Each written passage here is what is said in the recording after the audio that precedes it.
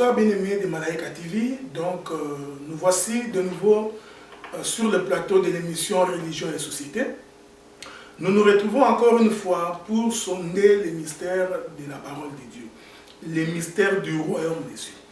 Et aujourd'hui, nous parlerons d'un thème qui va sembler être bizarre pour beaucoup, c'est qu'un homme a accouché. Donc, c'est un peu contradictoire à la manière des hommes parce que les hommes, ils savent que c'est à la femme d'accoucher. Alors, quand nous parlons qu'un homme a accouché, de quoi il est question? Et pour pouvoir faire asseoir l'enseignement que nous allons devoir aborder en deux parties, nous allons prendre pour référence le prophète Moïse. Et nous allons prendre les textes du livre de Genèse. Vous savez que Moïse étant que prophète, Dieu a pris Moïse, il a fait sortir Moïse dans les temps pour lui permettre de voir ce qui s'est passé dans les jardins. Parce que comme vous le savez, personne n'a été dans les jardins pour nous raconter ce qui s'était passé exactement. Donc il a fallu que Dieu se saisisse du corps de Moïse, d'amener Moïse dans les jardins pour que Moïse voie ce qui s'est passé dans les jardins et que Moïse à son tour vienne nous raconter ce qui s'est passé.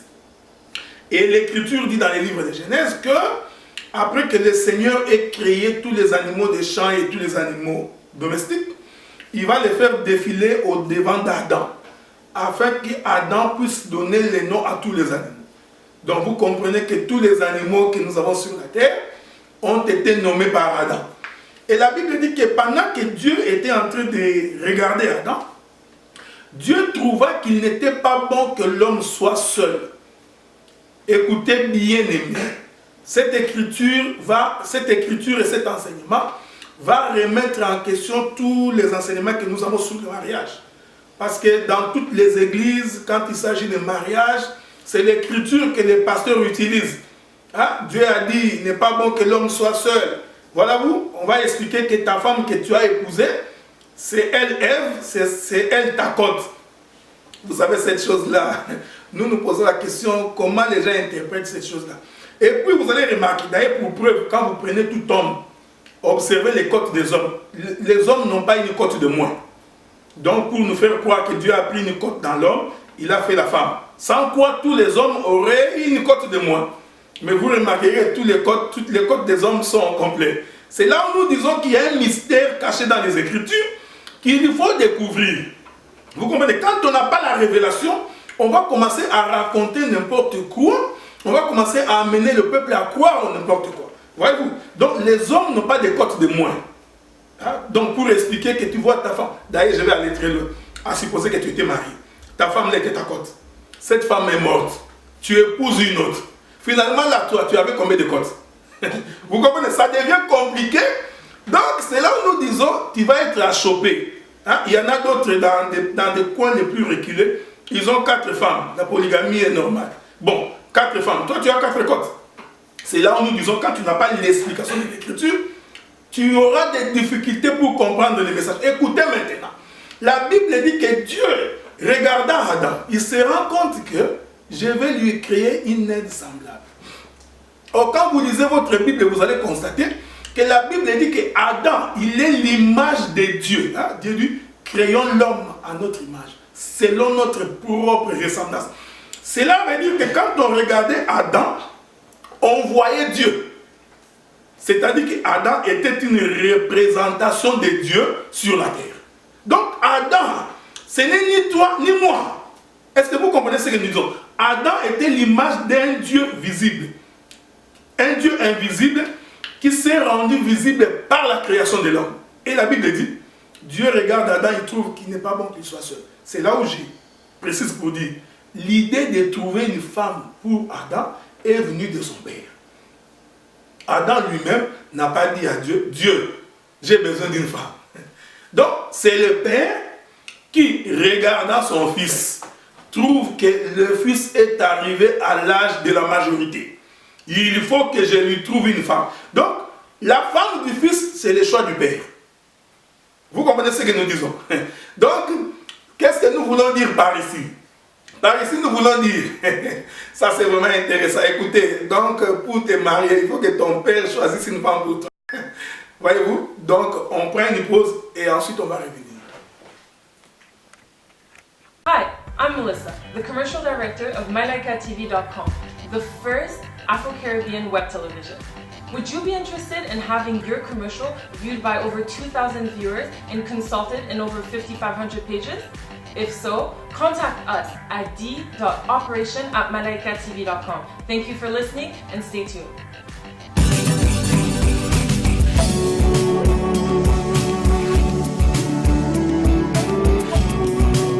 Nous voici de nouveau sur le plateau de Religion et Société sur la chaîne Malaika TV. La chaîne que nous vous recommandons de suivre régulièrement parce que vous serez vraiment édifiés. Il y a toute une série d'émissions qui vont vous édifier. Écoutez maintenant. Je disais tout à l'heure que l'idée de se marier ne vient pas du fils. Cela vient du père. Je précise en passant que nous ne sommes pas en train de parler des choses de la terre. Nous sommes en train d'expliquer les mystères du royaume. Donc n'essayez pas de comprendre ça à la manière des hommes pour dire non, non, il faut que le père trouve une femme pour son fils. Non, tu vas être achoppé. Nous sommes en train d'expliquer les mystères du royaume. C'est pourquoi nous prendrons beaucoup d'écritures pour faire asseoir la chose. Remarquez, la Bible dit que lorsque Abraham est devenu vieux, parce que vous comprenez qu'Abraham, c'est aussi l'image de Dieu. Parce que la Bible dit qu'Abraham avait un fils unique, du nom d'Isaac. Or, Jean chapitre 3, verset 16 nous dit, Dieu a tant aimé le monde qu'il a envoyé son fils unique. Vous comprenez? Dieu, quand il choisit Abraham, il fait en sorte que nous comprenions qu'Abraham est l'ombre de lui-même. Abraham est l'ombre de Dieu. Et Dieu fait en sorte qu'Abraham lui-même puisse avoir un fils unique, le fils de la promesse. Vous comprenez? C'est pourquoi le jour où le Seigneur Jésus-Christ est venu se faire baptiser, la Bible dit qu'une voix se fit entendre du ciel. Celui-ci est mon fils bien-aimé, en qui j'ai mis toute mon affection. Vous comprenez? Et nous précisons que cette voix qui s'est fait entendre du ciel n'a pas été entendue de tout le monde. Il n'y a que Jean-Baptiste qui avait entendu. Il n'y a que Jean-Baptiste qui avait vu le Saint-Esprit descendant sous forme d'une colombe. Ce n'était pas tout le monde, il faut bien lire la Bible. La Bible dit, Jean-Baptiste vit le Saint-Esprit descendant du ciel. C'était un signe. Tous ceux qui étaient aux alentours n'avaient rien vu et n'avaient rien entendu. Voyez-vous? Donc, Dieu, pour faire asseoir la même chose, il prend aussi Abraham. Il choisit un homme, il fait passer cet homme comme si quelqu'un qui n'a pas d'enfant. Et dans sa vieillesse, il lui donne un fils, le fils unique, le fils de la promesse. Remarquez.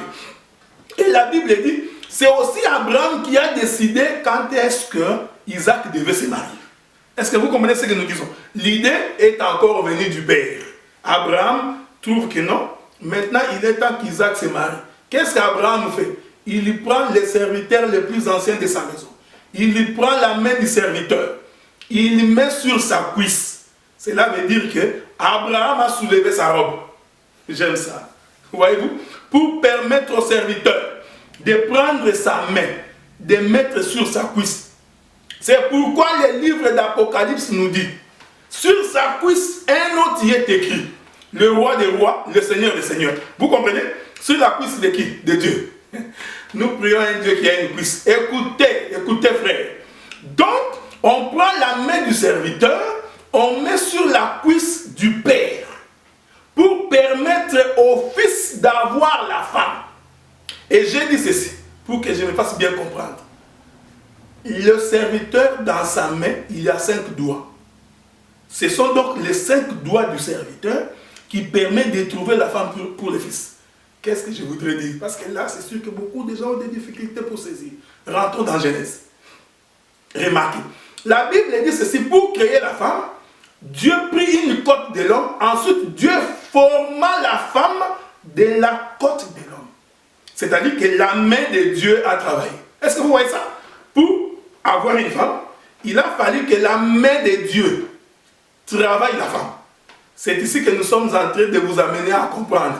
Quand le peuple écrit Dieu, dans leur détresse, ils invoquèrent l'Éternel. Et Dieu dit, c'est par ma main que je les ai délivrés. Or, nous comprenons que la main de Dieu, en fait, c'est sa parole. Je vais encore prendre une écriture pour bien faire asseoir la chose. Remarquez, la Bible dit quand Israël était en souffrance face à Goliath. Vous comprenez? C'était une image. Quand David vient se présenter pour délivrer Israël, l'Écriture dit, David est allé ramasser 5 pierres dans les torrents. Remarquez, je donne encore une autre écriture, c'est un autre témoin. Vous remarquez cette chose.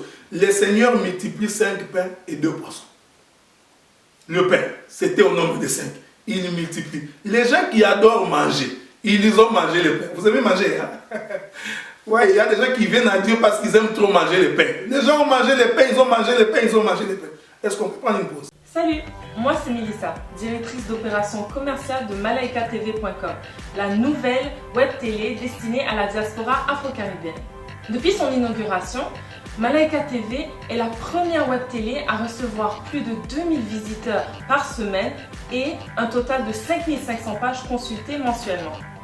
Afin de vous aider à vous rapprocher de votre clientèle, Malaika TV vous offre différents types de publicités. Pour en savoir plus, communiquez avec nous au d.opération@malaikatv.com. Je vous remercie et restez à l'écoute.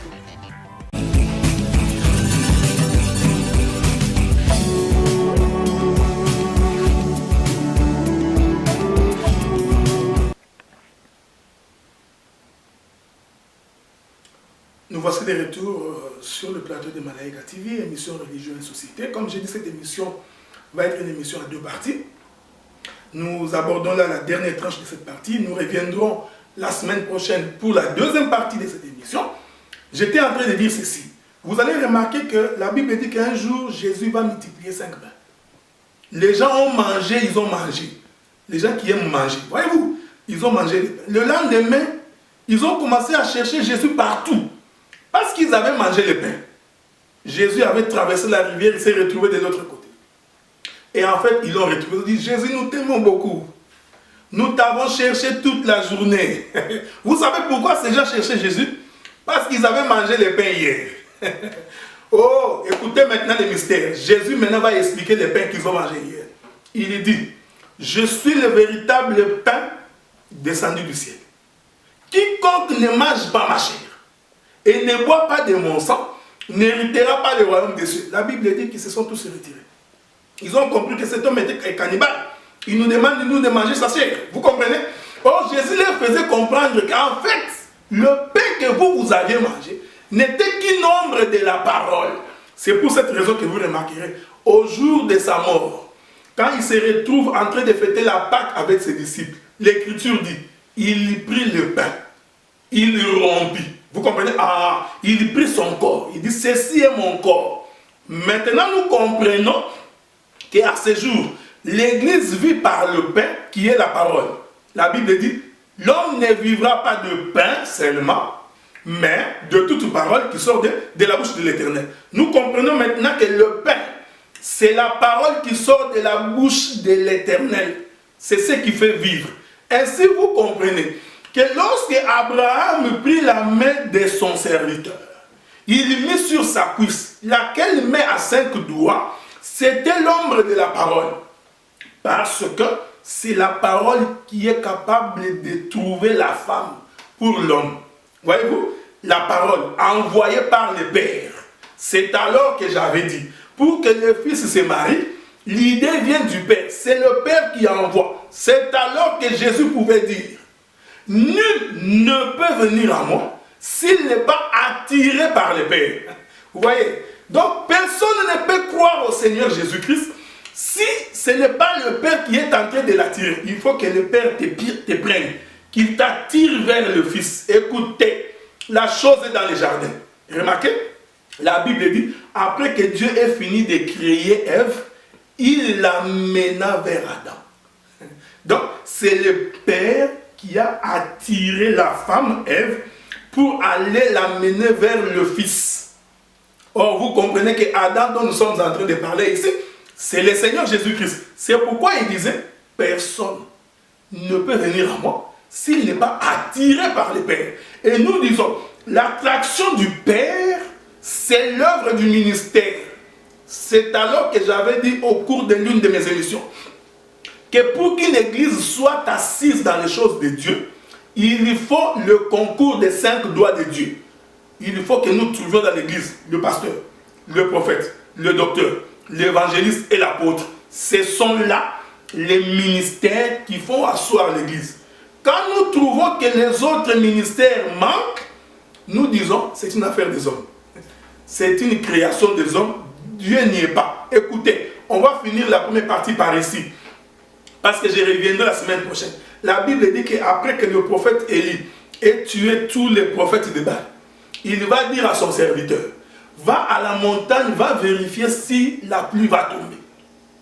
L'Écriture dit que le serviteur est monté 6 fois, qui est l'image des 6 jours de la création. Il monte 6 fois, il ne voit rien. La 7e fois, Élie lui dit, monte encore. L'Écriture dit que quand il est monté la 7e fois, il a vu les nuages ayant la forme de la paume d'une main. Il a vu les nuages avec 5 doigts. Il est merveilleux. Il descend, il dit au prophète, j'ai vu les nuages ayant la forme de la main. Et il dit, va dire au roi d'atteler son char, car il va pleuvoir. Vous comprenez maintenant pourquoi nous sommes en train de dire que pour comprendre les choses